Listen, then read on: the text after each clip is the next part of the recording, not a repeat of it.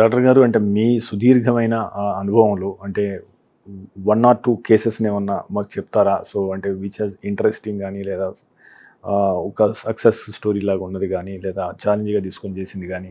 చాలా ఉన్నాయి. అందులో ముఖ్యంగా ఏమిటంటే ఇప్పుడు ఎన్యూరిజం ఇందాక మీరు అన్నారు. అప్పటికి ఇంకా ఈ ఇంటర్వెన్షనల్ రేడియాలజీ లేదు. ఇది ఎప్పటి మాట అంటే 88 నిజామ్స్ ఇన్స్టిట్యూట్లో ఎన్యూరిజం ఆపరేషన్ చేస్తే దాని గురించి ఒక లోకోక్తి ఉంది ఆంగ్లంలో. సర్జరీ చేసే ముందు 2 రోజులు, సర్జరీ చేసిన తర్వాత 2 రోజులు, సర్జరీ చేసిన సర్జన్ కట్టి నిద్ర పట్టదట. నేను ఇంకొక మాట చెప్తాను. బీపీ అన్నది 100-120 ఉండేది 40-50 చేసి ఎనస్థెటిస్ట్ సాయం చేస్తాడు. అందరి టైంలో న్యూరో రేడియాలజిస్టులు, న్యూరో ఎనస్థెటిస్టులు, న్యూరో ఫిజియాలజిస్టులు వాళ్ళ తాలూకా సహాయం కూడా ఎంతో ముఖ్యం. న్యూరో సర్జరీకి ఒక్కలుగా చేసేది కాదు ఇది. బీపీ తక్కువ చేయాలని చెప్తాం. అంటే న్యూరో ఎనస్థెటిస్ట్కి మాకు మధ్యలో కమ్యూనిటీ జరుగుతూ ఉంటుంది. బీపీ సడన్గా 40కో 30కో వేస్తారు, మనం క్లిప్ వేస్తాం. అయిపోయిన తర్వాత నెమ్మదిగా బీపీ బయటకు తీసుకొస్తూ ఉంటారు.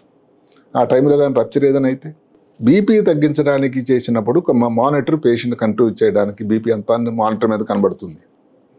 ఏసీ డాక్టర్ తాలూకా బీపీ కంట్రోల్ కొలవడానికి ఏదైనా ప్రమాణాలు ఉన్నాయా, ఏదైనా విధానాలు ఉన్నాయా? ఆ టైంలో చేసే సర్జన్కి హార్ట్ రేట్ ఎంత ఉంటుంది, బీపీ ఎంత పెరిగింది ఆ నిమిషంలో, దానివల్ల ఎన్ని ఎన్యూరిజం చేస్తే ఎన్ని ఆటుపోట్లకి ఆ గుండెలు లోన్ అవుతుంది, దానివల్ల ఎంత ప్రమాదం ఉందని ఎంతమంది గమనిస్తారు. అయితే లక్కీగా ఇప్పుడు ఏమిటి ఈ ఇంటర్వెన్షన్ రేడియాలజీ వచ్చింది. అలాంటిది ఒక స్త్రీకి, మధ్య వయసులో ఉన్న స్త్రీకి, హిందీ టీచర్కి 3 ఎన్యూరిజములు ఒకే సైడ్ ఒకే పేషెంట్కి ఉన్నాయి. అంటే 1x3 రెట్లు 3 క్లిప్పులు వేసి ఆ తర్వాత బ్రెయిన్లో వాటర్ పెరగడం వల్ల వచ్చినటువంటి దానికి హైడ్రోకెఫలస్కి షంట్ ఆపరేషన్ చేసి 30 సంవత్సరాలు ఆరోగ్యంగా జీవించిందని అంటే ఎంత సంతోషం. రెండోది, ఈ మధ్య కాలంలో ఇప్పుడు మన సమయాభావం ఇంకెన్నో కేసులు చెప్పడానికి లేదు. ఒకసారి దగ్గర సంవత్సరన్నర పైన 6వ అంతస్తు నుంచి ఒక చిన్న బాలుడు పడిపోయాడు. 10 సంవత్సరాల బాలుడు. మెదడు లోపల ఉండేటువంటి బోను, స్కల్ బోన్ అన్నది ఒక 12 ముక్కలు అయిపోయింది. మెదడు లోపల ఇది వెళ్ళిపోయింది. 5 రోజులు బీపీ అన్నది అసలు రికార్డు కాలేదు. హిమోగ్లోబిన్ అన్నది 6 గ్రాములు ఉంది. ఆపరేషన్ చేయడానికి కూడా అసలు ఆ టైంలో ఫిట్ కాడు. మందులు ఇచ్చి ప్రయత్నం చేసి 6 రోజుల తర్వాత ఆపరేషన్ చేసి ఆ తర్వాత ఆ బోన్స్ అన్ని తీసేయటం వల్ల బ్రెయిన్ ఖాళీ అయిపోయింది అక్కడ. అంటే దానికి ఆచ్ఛాదం లేదు, స్కల్ భాగం లేదు కదా. దానికోసం ఒక పీక్ మెటీరియల్ నుండి ఒక పెట్టి ఇన్ని చేసిన తర్వాత ఆ పిల్లాడు మళ్ళీ స్కూల్కి వెళ్తున్నాడంటే అసలు ఎంత సంతోషం, ఎంత స్ఫూర్తిదాయకం. ఏదైతే మెడికల్ మ్యాజిక్ అని చెప్తున్నామో దానిలో ఇంతకంటే సహోదరణంగా ఏం కావాలి. ఇలాంటివన్నీ ఎంతో స్ఫూర్తిదాయకం అనిపిస్తూ ఉంటాయి. అయితే ఏమిటంటే న్యూరో సర్జరీ ఇందాక చెప్పినట్టుగా నన్ను వెళ్ళడం అనుకున్నట్టు ఇదేదో జబ్బలు చర్చుకోవడానికి చెప్పేదో వైద్యం కాదు. న్యూరో సర్జరీ అనేది రిస్క్తో కూడుకున్నది. దానిలో అప్పుడప్పుడు ఇప్పుడైతే సాధనాలు రావడం వల్ల రిస్క్ అన్నది చాలా శాతం తగ్గిపోయింది. ఇప్పుడు రిస్క్ ఇది మీరు పర్సంటేజ్ సక్సెస్ రేట్ చేస్తుంటే 80-90% బ్రెయిన్ ఆపరేషన్కి, స్పైన్ ఆపరేషన్కి దగ్గర 75-80, ఎపిలెప్సీ సర్జరీకి దగ్గర 50-60%, ఎన్యూరిజం సర్జరీకి కూడా 80-70%. ఇప్పుడు ఇంటర్వెన్షన్ రేడియాలజీ రావడం వల్ల ఆపరేషన్ లేకుండానే అసలు ఎంత మంచి వైద్య విధానం వచ్చింది. సైన్స్ ప్రగతి జరిగింది, అక్కడ ఆగిపోవటం లేదు. అది ఒక స్టాటిక్గా లేదు, ఇది నిరంతర ప్రగతి ఇంకా పెరుగుతూ ఉంటుంది, ఇంకా కొత్త విధానాలు వస్తాయి. సో ఫైనల్గా సార్, యాక్చువల్గా మీరు ఆల్మోస్ట్ ఒక 4 దశాబ్దాలుగా రంగంలో ఉన్నారు. 20,000కి పైగా ఆపరేషన్ చేశారు. ఎంతో సంక్లిష్టమైన ఆపరేషన్లు ఇప్పుడు మీరు చెప్పారు. సో మీ అదృష్టశాత్తు మీ కొడుకు కూడా ఎయిమ్స్లో చదివాడు. Cardiac surgery. సో అంటే మీరు నెక్స్ట్ 10 yearsలో అంటే మీ గోల్ ఏంది, అంటే మీరు ఎట్లా ఏం చేద్దాం అనుకుంటున్నారు, మీరు ఏమైనా కొత్త లక్ష్యాలు ఏమైనా పెట్టుకున్నారా? సో మీరు ఏం చేద్దాం అనుకున్నారు? అంటే నేను అందరికీ చెప్పేది, ఇప్పుడు నా వయసు దగ్గరలో ఇంకా ఒక నెలన్నరలో 70 కాబోతుంది. నేను 71లో ప్రవేశిస్తాను. నేను నమ్మే భగవంతుడు ఆరోగ్యం ఇచ్చినంత వరకు పేషెంట్లని చూడడం, వైద్యం చేయడం, వాళ్ళ మంచిని ఇంకా పెంపొందించడం, ఇంకా నాకు ఆరోగ్యం బాగా ఇవ్వు దేవుడా అని కోరుకుంటాను. నన్ను నమ్మిన పేషెంట్లు ఎవరైతే మేమనేది పేషెంట్లు దేవుళ్ళు, హాస్పిటల్ కానీ డాక్టర్లు కానీ ఉన్నారంటే పేషెంట్లు వాళ్ళ వల్లే వీళ్ళందరికీ జీవనం గడుస్తూ ఉంది. ఇది గమనించాలి.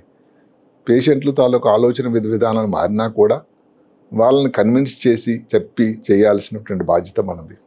పేషెంట్లు చుట్టాల ఇబ్బందులు వస్తారు. సరే, గూగుల్ డాక్టర్ రంగప్రవేశం చేశాడు.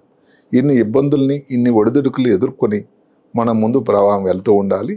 సో ఇది నేను ఇక్కడ వయస్సు రిటైర్మెంట్ అంత పెట్టుకోలేదు.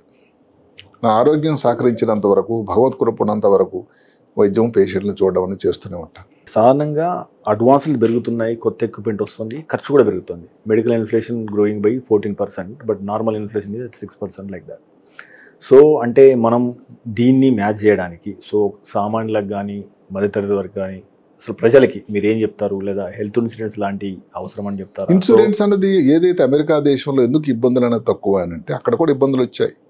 అక్కడ ఏదైతే అత్యంత ముఖ్యమైనటువంటి ఇన్సూరెన్స్ వ్యవస్థ తాలూకా అధిపతిని బాగా స్టాన్ఫర్డ్ యూనివర్సిటీలో చదువుకున్న యువకుడు కాల్చి చంపాడు. కారణం ఏంటంటే ఇన్సూరెన్స్లో ఉన్న లోటుపాట్లు. వాళ్ళ నాన్నగారికి ఏదో బ్రెయిన్లో కాదు బ్లడ్ క్యాన్సర్ రావడం, ఆ చివరి దశలో అవసాన దశలో ఉండేటప్పుడు అసలు ఆ ఇన్సూరెన్స్ రకరకాల క్వశ్చన్లు అడిగి అది ఇవ్వకపోవడం, ఇంకా విసిగిపోయి ఫ్రస్ట్రేట్ కాల్చిపోయి చంపేశాడు. అంటే ఇన్సూరెన్స్ అన్నది ఉండడం అన్నది ఒక ముఖ్యమైన అంశమైనా అందులో ఉండేటువంటి విధి విధానాలు కూడా కొంత సులభతరం చేయాలి.